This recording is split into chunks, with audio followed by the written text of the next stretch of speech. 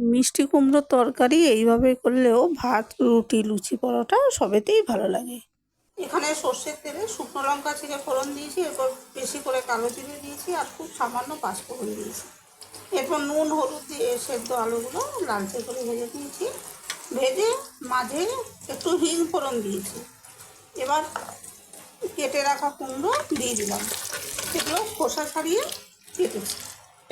কুমড়োগুলো তেলের সঙ্গে মিশিয়ে নিয়েছি। এবার আমি আন্দাজ মতো নুন আর প্রথমে অল্প হলুদ দিলাম। নুন হলুদটা ভালো করে মিশিয়ে নিচ্ছি। এবার ঢাকা দিয়ে ভেজে নেবো, আর মাঝে মাঝে অবশ্যই ঢাকা খুলে নাড়াচাড়া করে দেবো। এই যে আমি ঢাকা দিয়ে ভেজে নিয়েছি আর মাঝে মাঝে এরকম নাড়াচাড়া করে দিয়েছি।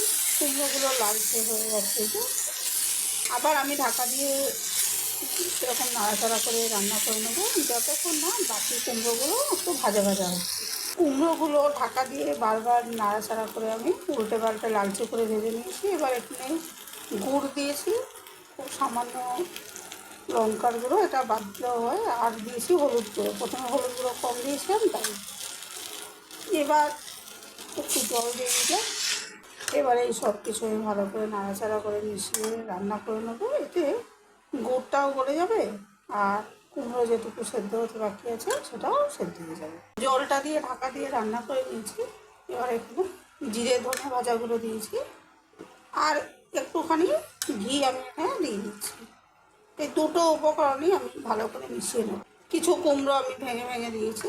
ধনে জিরে ভাজাগুলো আর ঘিটা আমি ভালো করে মিশিয়ে নিয়েছি।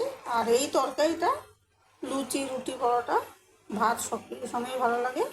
আর জিরে ধনে ভাজা গুঁড়োর পরিবর্তে এখানে পাঁচফোড়ন ভাজা গুঁড়োও দেওয়া যায়, আর চাইলে একটু মেথি ভেজে গুঁড়ো করেও দেওয়া যায়। সেটা যার যেমন রুচি সেইভাবে যদি কেউ রেসিপিটি তৈরি করেন ইচ্ছা মতো দিতে পারে। যাই হোক, রান্নাটা হয়ে গেল। এই মিষ্টি কুমড়ো তরকারি সব কিছুর সঙ্গেই ভালো লাগে।